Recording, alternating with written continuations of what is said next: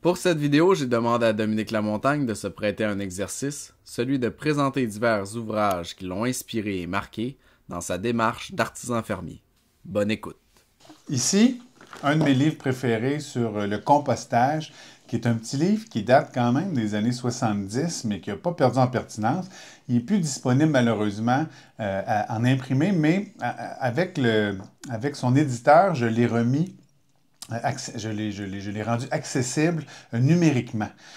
Donc, si vous allez sur enpleinegueule.com, dans la section publication, vous pouvez commander le PDF. Je pense que c'est 5 $.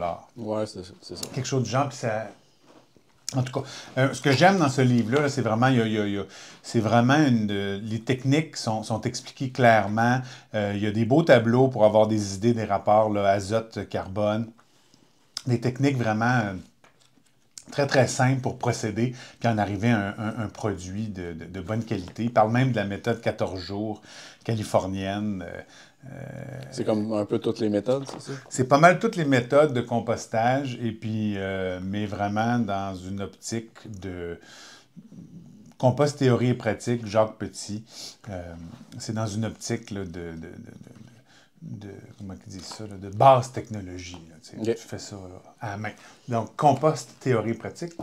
Alors, le fameux Small is Beautiful, vous l'avez ici en version reliée pour bibliothèque originale anglaise, la version française. Ici aussi, on parle de 2 livres qui ne sont plus disponibles à l'imprimer. Donc, Small is Beautiful de Schumacher. Par contre, vous trouvez des versions gratuites en ligne, en PDF ou même en HTML, partout, parce que les gens veulent continuer à pouvoir le lire, même s'il n'est plus imprimé. Et puis, c'est un économiste, mais ce qui est très intéressant dans ce livre-là, c'est que tout ce qu'il dit est évidemment encore très, très, très pertinent. Et puis, c'est là-dedans où tu as vraiment un plaidoyer en faveur de l'artisan, en fait, je dirais du paysan, dans la mesure où il explique que si on est capable de le faire avec des moyens rudimentaires, d'avoir une mise en marché locale, qu'on est capable d'avoir accès à des outils de bonne qualité, mais qui peuvent être réparés facilement, que c'est là où on va vraiment trouver des solutions à ce qui, déjà dans les années 70, leur apparaissait comme une espèce d'emballement de la société capitaliste qui vouait beaucoup de monde à la pauvreté, puis qui donnait l'impression aux gens que ils ne pouvaient rien faire eux-mêmes, puis qu'il fallait qu'ils s'en remettent à d'autres pour survivre. Donc, très, très, très... Le fun à lire, facile à lire, accessible, et puis, je trouve important à lire. C'est Small is Beautiful, une société à la mesure de l'homme. Moi, je l'ai traduit différemment. Small is Beautiful, je parle de la grande beauté de la petite échelle. Je trouve que c'est une manière intéressante de résumer ce qu'il entend, lui, par Small is Beautiful. The Omnivore's Dilemma. Ça a peut-être une dizaine d'années. C'est écrit par un journaliste du Times. Puis ce qui est le fun, c'est que c'est en 3 moments. Un moment où il va voir ce que c'est l'agriculture industrielle, donc ce dont je parlais tantôt par rapport à la chèvre et le chou. C'était un des premiers exposés anti-élevage intensif, agriculture industrielle, fast-food. À un moment donné, il s'en va avec un trio McDo dans un laboratoire quelconque, puis il fait faire une analyse au spectromètre, puis ça révèle que c'est comme 90% issu de maïs, ce que tu as dans ton lunch. Donc, le moment industriel. Après, il s'en va voir le moment renouveau artisanal. Puis là, c'était à cette époque-là le début de Joel Salatin. C'est ce livre-là qui l'a mis sur la map. Donc, il s'en va à la ferme de Joel. Il abat un poulet, puis il le ramène chez lui, puis il le mange. Puis il parle de son expérience là. Et puis, le 3e moment de ce livre-là, c'est où il essaie de se nourrir par ses propres moyens. Il fait du sel avec de l'eau salée de la baie de San Francisco qui finit par être bleu ou vert fluo, puis il n'est pas trop sûr qu'il va y goûter. Ça va chasser le sanglier. Fait que c'est l'expérience d'un journaliste qui essaie de voir c'est quoi la meilleure façon de se nourrir industriellement, fermièrement ou autonomement. Alors, voilà. C'est pour ça que ça s'appelle A Natural History of 4 Meals. Il y a un 4e repas que j'oublie. C'est bon. C'était bien bon. Et ça se lit bien, c'est en anglais, ils ne l'ont jamais traduit. Alain Olivier, La Révolution écologique, Ça, c'est chez Éco-Société. C'est vraiment le fun à lire quand tu veux vraiment comprendre c'est quoi l'agroécologie. C'est sûr que les termes en général peuvent se recouper. Là, si on parle de permaculture, d'agriculture écologique, d'agriculture régénérative, c'est beaucoup de termes. Mais dans l'agroécologie, tu as vraiment une approche intéressante par rapport à l'importance d'établir un écosystème fort. Évidemment, on parle là-dedans, entre autres, du sylvopastoralisme que moi je veux instaurer ici, c'est-à-dire des pâturages qui laissent une grande place aux arbres pour plusieurs bonnes raisons. Ta méthode, c'est de plier des pages. Ma méthode, c'est de plier des pages et puis de prendre Bon. Puis Alain Olivier, ben depuis, j'en ai parlé beaucoup, j'ai donné mes commentaires. Je trouvais que c'était quasiment pro-vegan par bout, là. Fait que là, ça, j'ai expliqué l'importance de garder les animaux dans l'écosystème, selon moi. Et puis, on s'entend bien là-dessus. Mais c'est vraiment intéressant comme livre. Le livre du colon, ça, c'est difficile de mettre la patte là-dessus. Celui-là, je l'ai trouvé, moi, sur Amazon. C'est un fac-similé imprimé en Inde, imaginez-vous donc. Et puis, mais c'est fabuleux comme je pense pas que c'est très, très illustré, mais c'est fabuleux comme...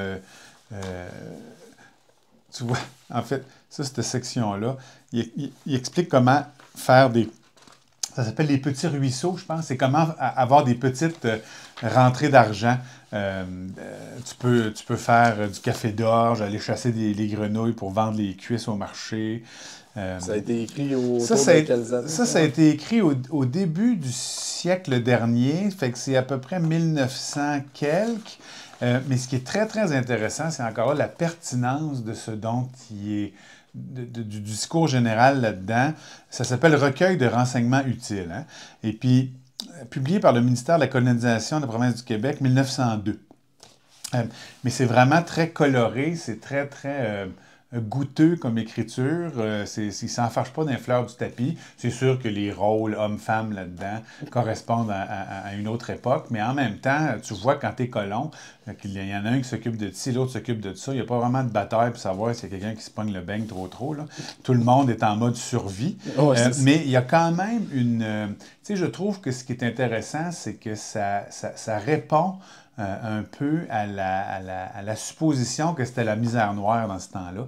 Il y a quand même beaucoup de poésie par rapport à la quiétude puis au sens qui émane d'une terre que tu as défrichée et qui commence à porter fruit.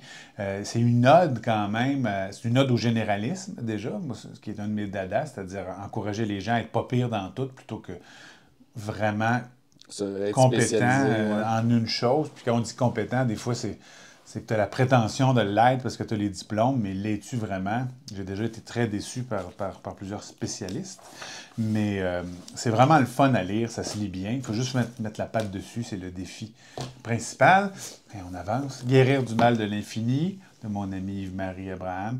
Je trouve que c'est vraiment le fun à lire comme livre pour avoir une espèce d'idées plus intellectuelles, puis historiques, puis basées sur des écrits, entre autres, de Marx, puis toute cette gang-là, sur la conclusion à laquelle les croissantistes, les décroissantistes en sont arrivés, qui est, ben, dans un monde aux ressources finies, être continuellement en croissance. C'est peut-être pas non seulement une bonne idée, mais possible. Et puis, ce qui est important de comprendre, c'est que le capitalisme repose sur cette idée-là de croissance infinie. Parce que pour rester en affaires, la plupart des gens qui ont une entreprise le réalisent, il faut que tu croisses. Non pas que tu croisses, mais que tu croisses continuellement. Donc, il faut que tout le temps que tu aies plus de volume, plus d'employés. Donc, c'est très, très difficile d'être rentable en te satisfaisant de l'état actuel des choses. Donc, inévitablement, tu t'en viens toujours à avoir à cannibaliser le monde autour, à être de plus en plus gros, à faire travailler de plus en plus de monde pour de plus en plus de moins en moins de pinottes pour être capable de tirer un profit de l'affaire. Mais bon, c'est peut-être là, la lecture la plus complexe, mais j'ai quand même... Plus philosophique, mettons, c'est ça? Oui, mais j'ai quand même vraiment ramassé une couple d'affaires intéressantes là, par rapport, par exemple, à la notion justement de spécialisation, de la division des tâches, du travail. Comme tu dis, peut-être, c'est ça, là, ça fait... il y a beaucoup d'auteurs qui sont cités là-dedans.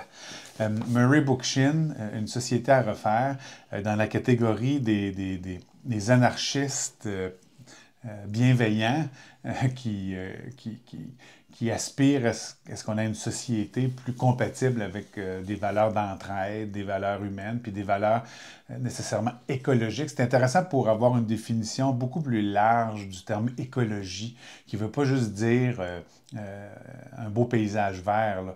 L'écologie, c'est aussi finalement la science, un peu comme l'économie, la science des relations bonnes qui ont à être établies entre les êtres vivants pour qu'on ait l'impression qu'on vit dans une certaine liberté. Donc, tu sais, Bookchin, c'est un penseur là, de renom. Mais encore là, c'est que là, c'est un livre extrêmement accessible. L'écriture est très, très, très accessible. Puis il y a plein de petits clins d'œil super intéressants à des trucs qui l'irritaient à l'époque, puis qui sont toujours aussi irritants. Donc, c'est tous des livres qui demeurent d'actualité, même si lui, tu vois, il a été écrit en 1990, je pense, qui n'est pas non plus il y a 50 ans. Mais bref, Bookchin, lui, est mort en 2006.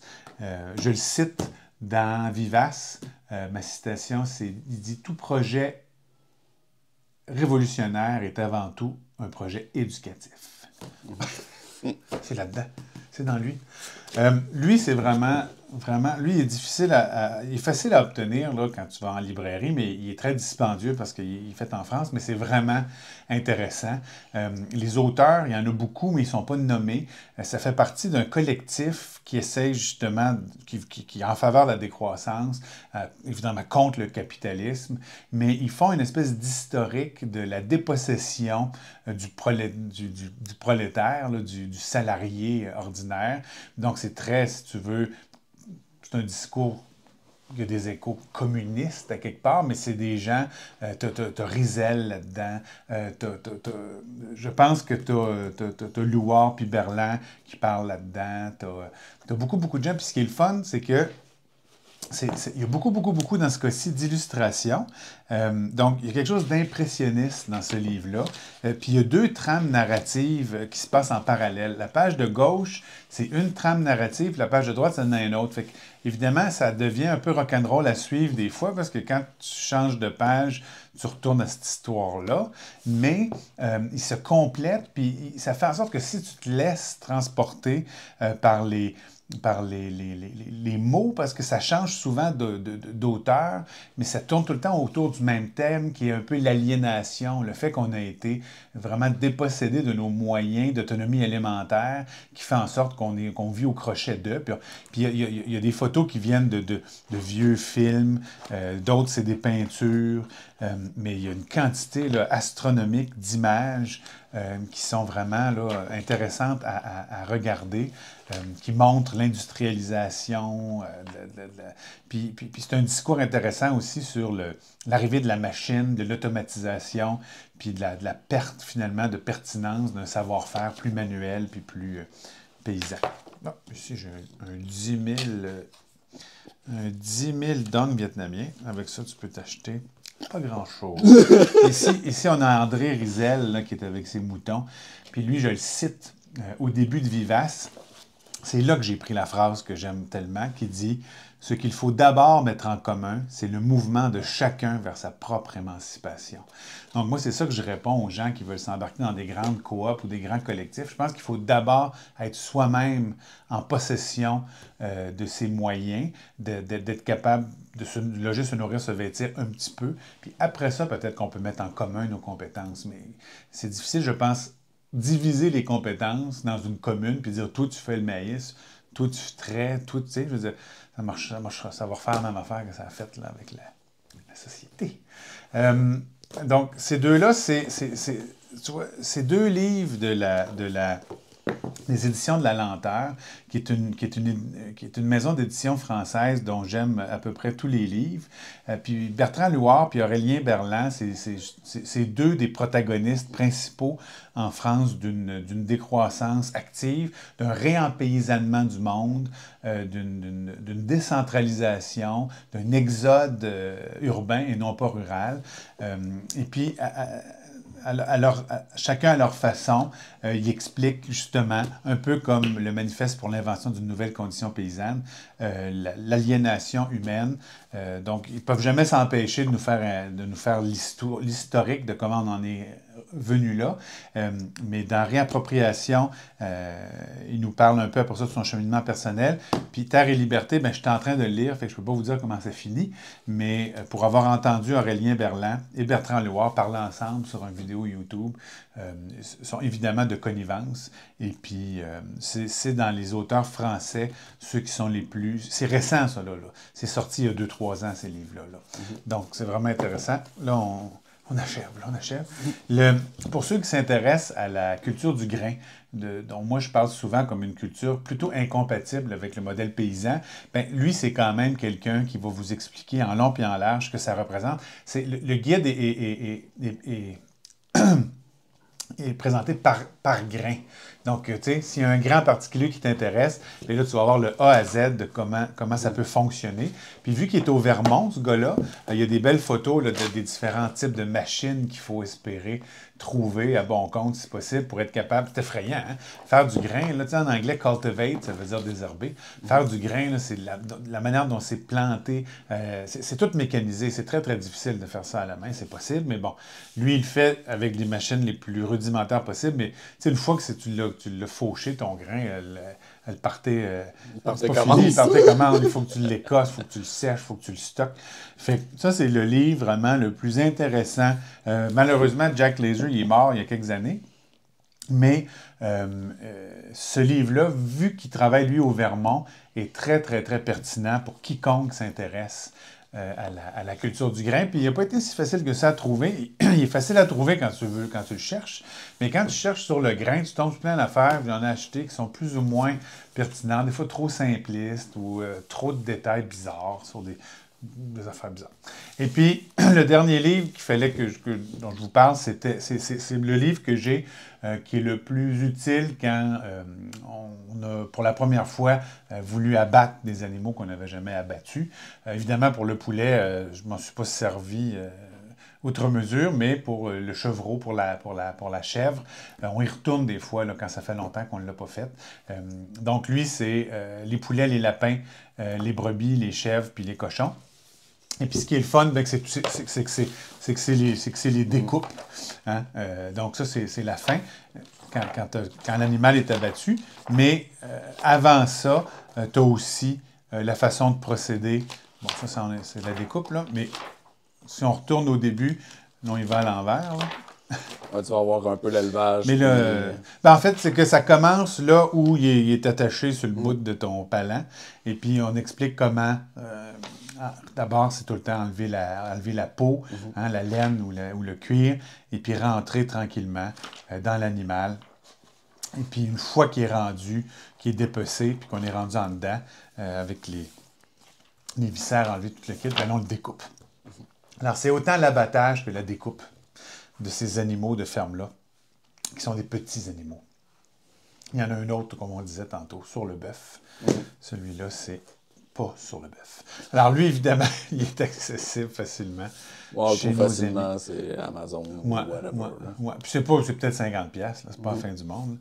34,95 US. Alors, c'est Story, hein, ça c'est une gang là, qui publie beaucoup de livres pour les homesteaders américains. Alors, c'est essentiellement les livres dont je voulais vous parler aujourd'hui.